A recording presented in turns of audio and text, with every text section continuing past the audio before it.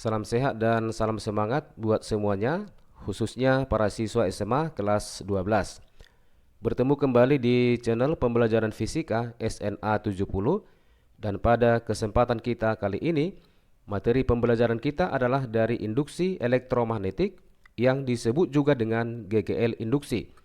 Dan GGL induksi yang kita pelajari pada kesempatan ini adalah dari hukum Faraday. Bagaimana konsep GGL induksi yang dikemukakan oleh Faraday ini? Baik, langsung saja kita mulai pembelajaran kita. Mari kalian perhatikan dengan serius. Michael Faraday menyatakan bahwa besar GGL induksi dalam kumparan sebanding dengan perubahan fluks magnet terhadap selang waktu. Selanjutnya kita akan perhatikan garis-garis medan magnet yang mempengaruhi fluks magnet. Di sini ada sebuah magnet batang, ini adalah menyatakan kutub utara dan ini adalah kutub selatan. Di mana kita perhatikan di sini ada 7 garis-garis medan magnet. Di mana garis-garis medan magnet pada sebuah magnet itu memiliki ketentuan sebagai berikut.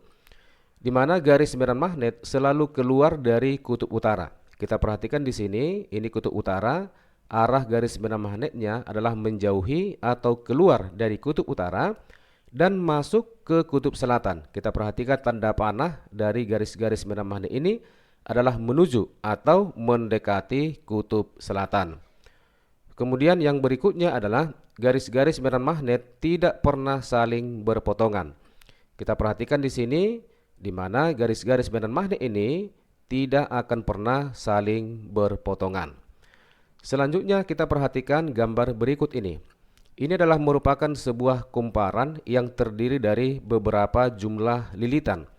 Kemudian ujung-ujung dari lilitan ini atau kumparan ini dihubungkan dengan sebuah galvanometer, di mana galvanometer ini berfungsi untuk mendeteksi apakah ada atau tidak arus induksi pada kumparan. Kalau ini menyimpang, berarti dihasilkan arus induksi pada kumparan.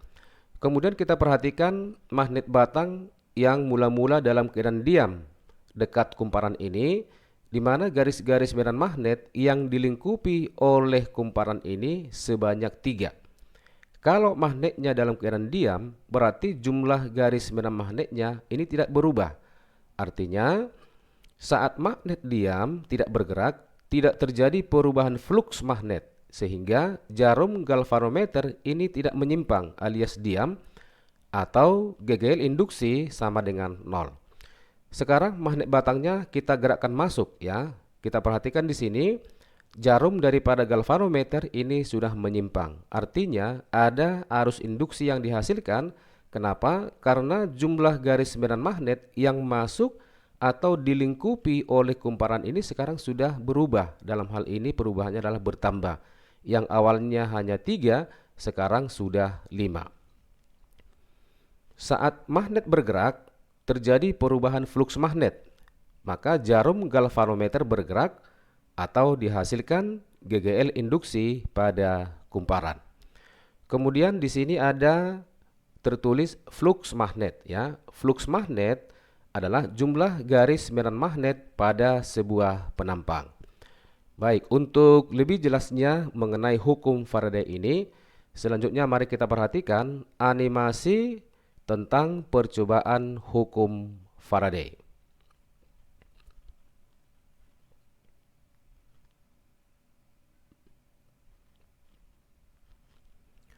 Kita perhatikan di sini, inilah merupakan peralatan untuk percobaan hukum Faraday menggunakan sebuah magnet, di mana tanda panah ke kiri artinya bisa digerakkan masuk, ini digerakkan keluar, arah ke atas berarti bisa digerakkan ke atas, dan tanda panah ke bawah ini bisa nanti digerakkan ke bawah.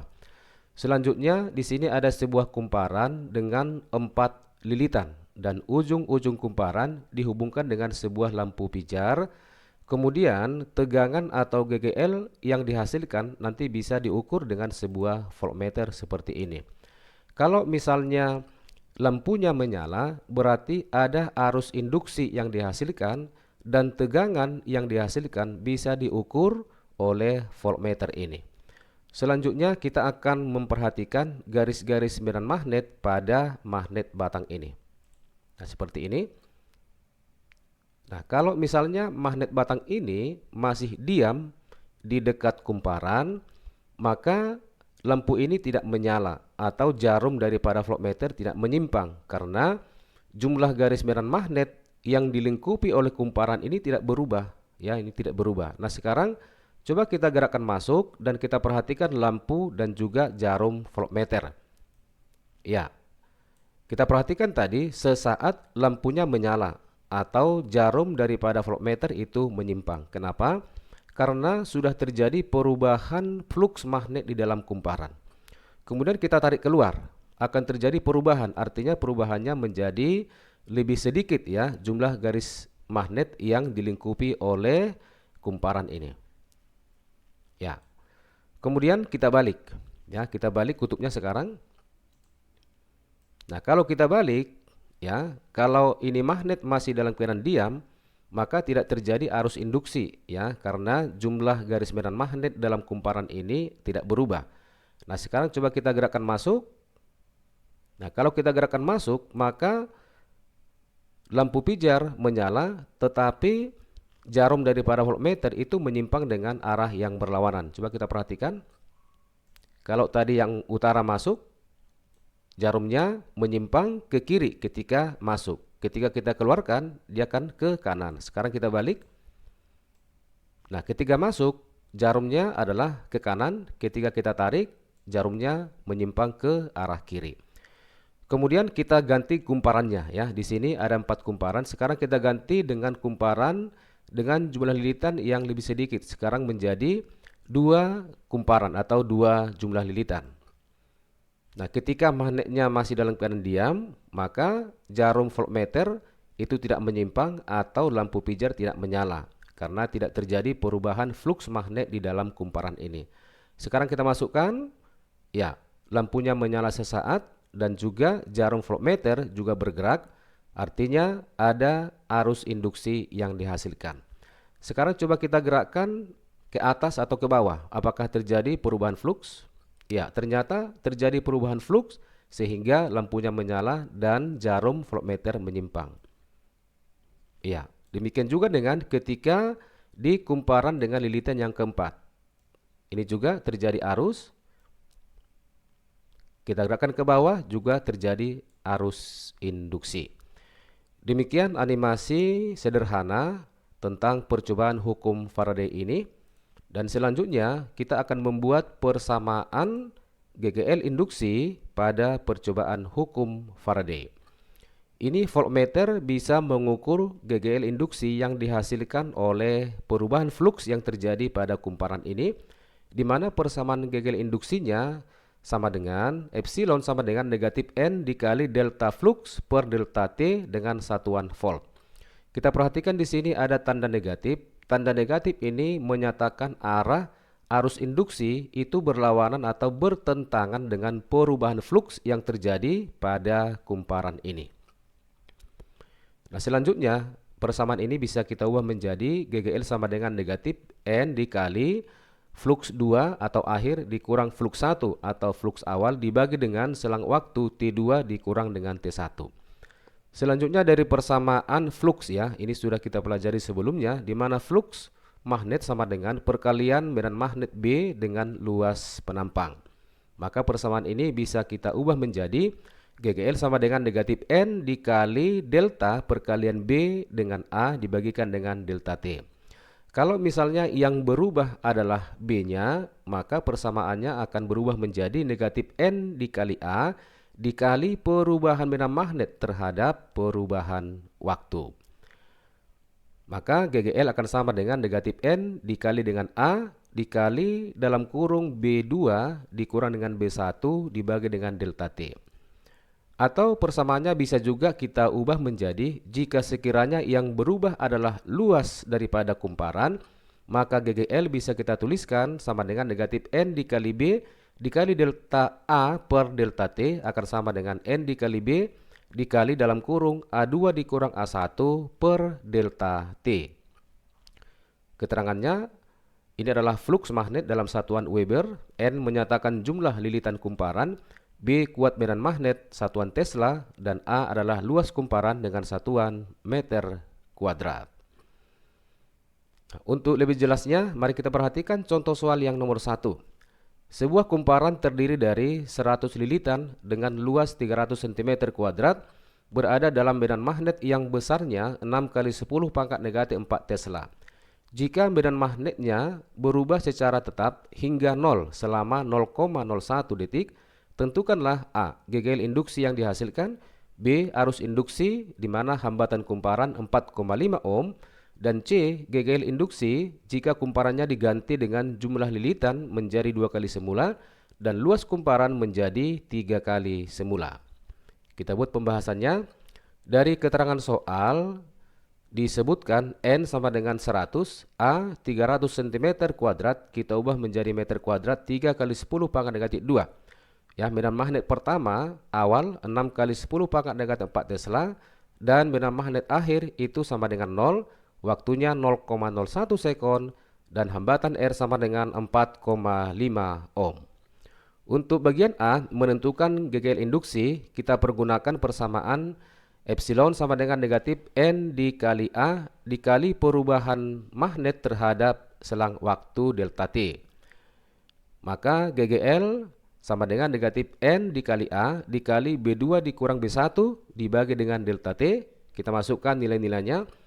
Maka GGL induksi sama dengan negatif 100 dikali 3 kali 10 pangkat negatif 2 dikali 0 dikurang 6 kali 10 pangkat negatif 4 dibagi dengan 0,01.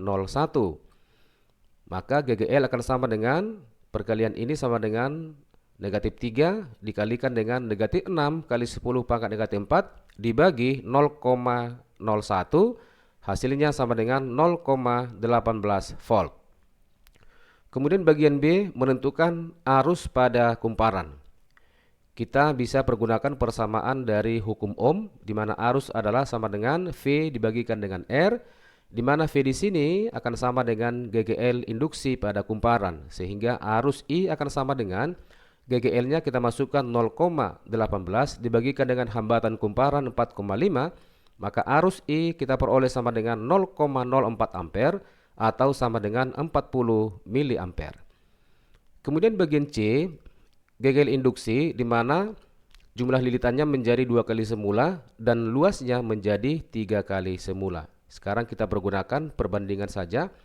GGL pertama atau awal sama dengan negatif N1 dikali A1 dikali perubahan medan magnet terhadap waktu, kemudian dibagi dengan GGL kedua ya, negatif N2 dikali A2, kemudian dikali dengan perubahan medan magnet terhadap waktu. Nah, di sini perubahan medan magnet terhadap waktu adalah tetap, maka bisa kita habiskan seperti ini, sehingga persamaannya akan kita peroleh GGL 1 per GGL 2 akan sama dengan N1 dikali A1 per N2 dikali A2. Kemudian dari persamaan ini kita tentukan persamaan untuk GGL akhir atau GGL epsilon 2 ya, akan sama dengan epsilon 1 dikali N2 dikali A2 dibagi dengan N1 dikalikan dengan A1. Sekarang kita gantikan N2 menjadi 2N1 dan A2 menjadi 3A1. Sehingga GGL kedua akan sama dengan 0,18 dikali 2N1 dikali 3A1 dibagi dengan N1 dikali dengan A1. N1 atas dengan bawah kita habiskan, demikian juga dengan A1 di atas dengan di bawah. Ini akan habis, maka GGL akhir akan sama dengan 1,08 volt. Selanjutnya kita perhatikan contoh soal yang nomor 2. Flux magnet yang dilingkupi sebuah kumparan yang terdiri dari 50 lilitan berubah menurut persamaan flux sama dengan 10 pangkat negatif 2 sinus 100T dengan flux dalam Weber dan T dalam sekon. Tentukanlah GGL maksimum pada kumparan. Kita buat pembahasannya. Nah, persamaan yang kita gunakan adalah persamaan yang berhubungan dengan laju perubahan flux ya. Berarti GGL akan sama dengan negatif N dikali delta flux per delta T yang sama dengan negatif N. Perubahan itu bisa sama dengan diferensial atau turunan ya, d flux per dt. Kita tentukan terlebih dahulu turunan atau perubahan flux terhadap waktu ya. D flux per dt akan sama dengan D fluxnya kita masukkan 10 pangkat negatif 2 dikali sinus 100t dibagi dengan dt atau terhadap fungsi waktu t. Kalau ingin kita turunkan, maka 100 ini pindah ke depan dikalikan ke depan, berarti 100 dikali 10 pangkat negatif 2, turunan daripada sinus adalah kosinus ya. Maka hasilnya sama dengan 1 dikali kosinus 100t. Kita perhatikan di sini bilangan yang berada sebelum kosinus itu adalah menyatakan nilai maksimum dari perubahan flux terhadap waktu. Sehingga d flux per dt yang maksimum itu nilainya sama dengan 1. Sehingga GGL maksimum atau epsilon max itu akan sama dengan negatif n dikali delta flux per dt yang maksimum. Akan sama dengan negatif 50 dikalikan dengan 1 sama dengan negatif 50 volt. Selanjutnya kita perhatikan contoh soal yang nomor 3. Medan magnet dalam sebuah kumparan 100 lilitan dengan jari-jari 7 cm berubah secara konstan dengan persamaan B sama dengan 2T kuadrat dikurang 4T ditambah dengan 5, di mana B dalam satuan Tesla dan T dalam satuan sekon. Tentukanlah GGL induksi kumparan dalam selang waktu T sama dengan 1 sekon sampai T sama dengan 2 sekon. Kita buat pembahasannya. Dari informasi soal disebutkan jari-jari R sama dengan 7 cm ya, maka bisa kita cari sekarang luasnya, luas lingkaran ya, sama dengan V R kuadrat. V-nya 22/7 dikali dengan 7 kuadrat sama dengan 154 cm kuadrat, atau sama dengan 154 kali 10 pangkat negatif 4 satuan meter kuadrat. Kemudian yang 1 sekon itu kita buat menjadi T awal atau T1, dan yang 2 sekon menjadi T akhir atau T2 ya. Kemudian kita cari B1 ya, dengan memasukkan waktu awal atau T1 sama dengan 1 ke persamaan medan magnet ini. Maka B1 kita peroleh 2 dikali 1 kuadrat dikurang 4 kali 1 ditambah dengan 5. Maka B1-nya kita peroleh 3 Tesla. Kemudian untuk T2 sama dengan 2 sekon, maka B2 akan sama dengan 2 dikali 2 kuadrat dikurang dengan 4 dikali 2 ditambah dengan 5, maka hasilnya sama dengan 5 Tesla. Sehingga GGL induksi epsilon sama dengan negatif N dikalikan dengan A dikali perubahan medan magnet terhadap selang waktu delta T. Kita masukkan nilainya. GGL akan sama dengan negatif, N-nya tadi sama dengan 100, dikali luasnya 154, kali 10 pangkat negatif 4, dikali dengan perbandingan 5 dikurang 3, dibagi dengan 2 dikurang 1. Maka hasilnya akan sama dengan negatif 3,08 volt. Demikianlah pembelajaran kita kali ini mengenai GGL induksi pada percobaan Faraday. Terima kasih atas perhatian kalian semua, dan terima kasih juga telah menonton video ini. Jika ada saran atau pertanyaan bisa ditulis di kolom komentar. Sampai bertemu pada kesempatan selanjutnya. Selamat belajar buat semuanya dan semoga sukses.